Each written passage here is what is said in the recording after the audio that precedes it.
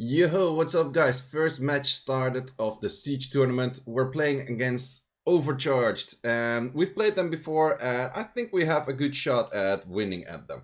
And we already noticed like we were having like the first few towers and they were fighting some of our defenses and right away the first few towers they already had some issues. 32k Triana, nice.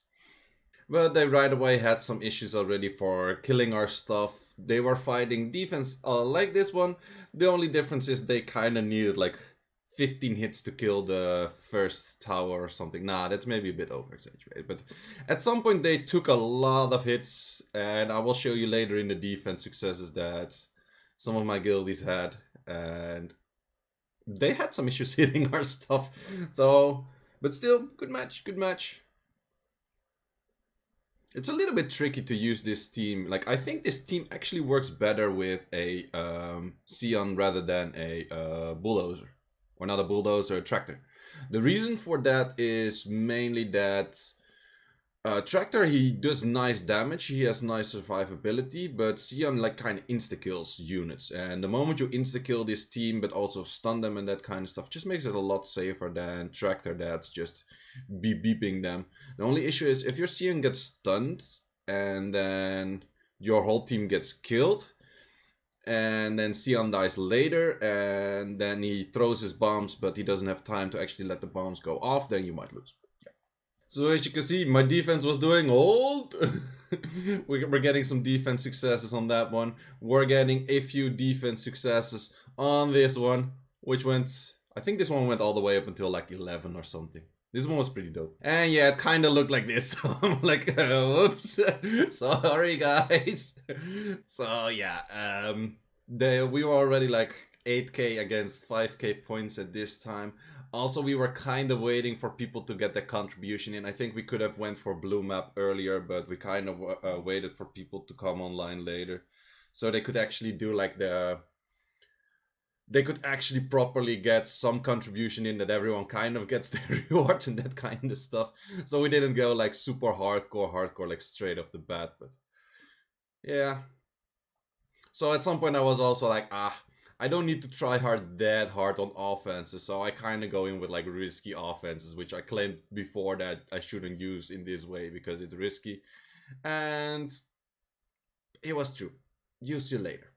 You will see later. So this is the typical I bore you to death, but it also always wins. And yeah, I'm gonna fast forward this a little bit because you guys know how it works. You drop some stones, you just cycle the turns a little bit. The Tyrannese doesn't have that much HP. I'm not sure why you would pair Tyrannese in this defense, to be honest. Like, Ethna I can kind of get here, but Tyrannese, no.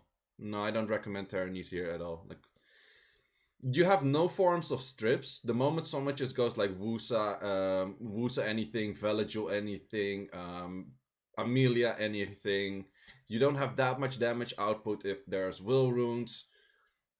You can just easily out-sustain them. He only has one healer. It's really simple. I don't see Tyrannese work. Nope. So yeah, easy win. And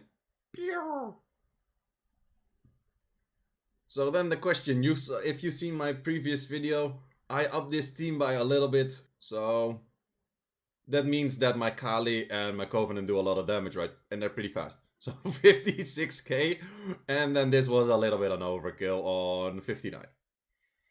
Yep. I don't think there's a Martina that has 59k HP. I would be like, props to you if you get your Martina with 59k HP. Props to you. And there was some reduction on water on it. Well, it works now. So they were using an old school defense pretty much because Kamun is nerfed, so people went back to the Galleon Clara. It's a meta from like I think a year and a half ago or something. But it's not that great.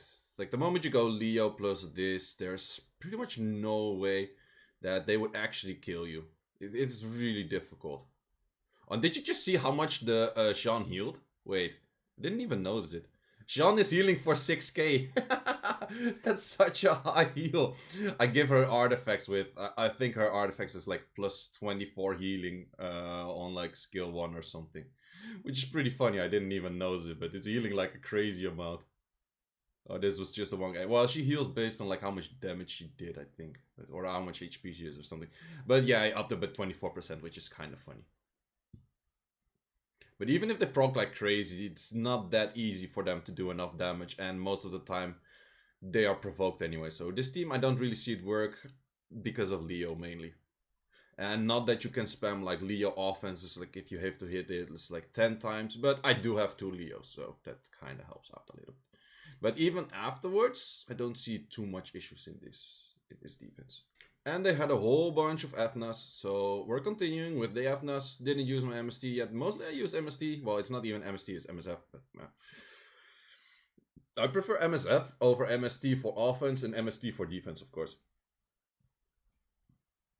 Simply because you don't really need Triana to do anything. And 2-turn immunity and more cleanses and attack buff actually helps a lot more than just throwing MST at like the offense. And Fren is just a really good like offensive unit. And I put some artifacts on Fren that she does extra damage as well. And the Fren is hitting like close to 2k on S1.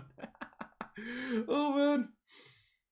I got like, look at that damage from Fren. Fren hit like 4.5k on an armor break. With single hits.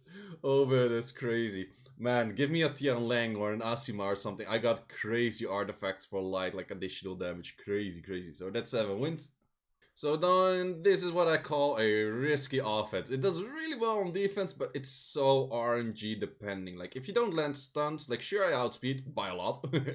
But I didn't land that, which is pretty bad. Like, if that armor break would have landed, it would have been so much easier. But now we get a pushback, he gets a proc, and it's already... You don't have any form of sustain or anything in this team. So here's like, okay, what are you gonna hit? Because we can stun that. That's a good choice. But the moment he procs out right now, it's gonna be an hella issue. So he does S3, I can survive that, he procs, and that's pretty bad. That one procs as well, and then I'm hella dead. So if he didn't get mainly the proc on the right... I would have had a decent chance to actually win. So we're 2v1ing. We're 2v1ing. Let's see who has the better Clara. Okay, let's say I do a lot more damage than he does. He did get another proc, which is pretty bad, pretty bad. So even on armor break, look at the damage difference. I was like, oh, this could be still if I use S3, but no. Okay, too bad, can happen. But that's one that's really dependent on like RNG. So then I went in with a team that I never used. Miyang. So normally I do this with, what's it called, Wusa? But I was like, let's just do this with Miyang because I don't want to give like immunity and I still want to be able to cleanse. But actually it's a really terrible cleanse if you get like 3-turn armor broken and then this thing is like -1. So it's actually a terrible unit for this scenario. But I was like, fuck it. YOLO, we're all winning the siege. We were like far winning the siege at this point already. So I was like, might as well do it. I don't care. And, well, at least this Miyang is a hell of a tank. You're never gonna guess what build she's on. Put in the comments what build you think Miyang is on. Put in the comments. You're gonna see it in a moment. Put it in the comments. This is... like this team... She's despair! We got the despair Miyang. It's like, why is your Miyang despair? World boss. My Miyang is despair for world boss because I have really good world boss or despair runes because I farm Elunia, and then you get really high efficient runes that are ancient but not really usable, and they end up on a unit like this. So yeah, is what it is.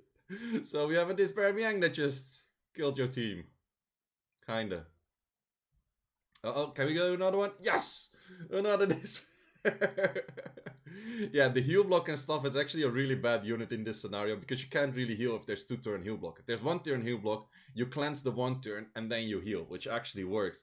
But if there's 2-turn heal block, you reduce 1 turn of the heal block, you still have heal block, and then the unit does absolutely nothing. But yeah, also have no clue what artifacts are on there. There's no additional damage artifacts on it.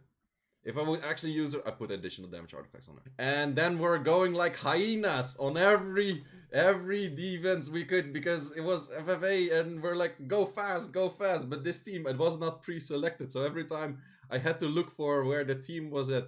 So we picked the Triana. Where's the Triana? Triana, top right. Yeah, let's go. Dover, let's go. Yes, let's go in. No, fuck off. So someone hitting. Look at how many defense we're left. Like, okay, this is open. Let's go fast, fast, fast, fast, fast. Figure, yes. Triana, right. Yes. Click it. Yes. Dover, go in. Yes.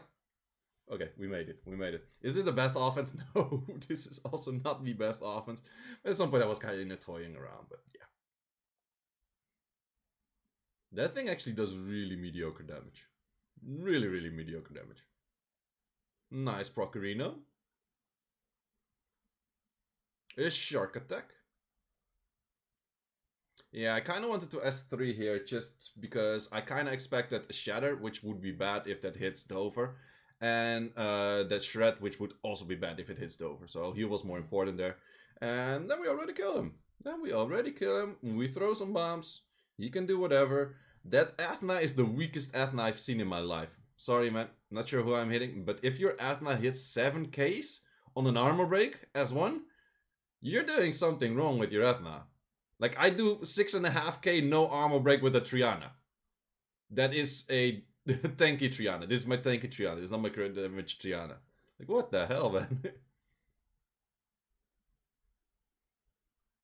I'm not sure if he not critted. Could be. Well, then you have really low crit rate on Athna, which is also bad. I don't think you have that low crit rate on Athna. So yeah, we pretty much blue mapped, and this is pretty much already done. We got 4 people with 10 out of 10, which is really nice. They had some more struggles with that. No one got more than 7 out of 10. And look at my defenses. 20 out of 31. That's some crazy rates. So yeah, we had a few more people that had like some crazy rates on like the defenses and that kind of stuff. But yep, blue map. So that also means number 1 contribution. Yay! So for the next battle, we are fighting Squad 0, but it's Squad 0, I guess. How would you... Z and S in language is so difficult, man. Squad 0.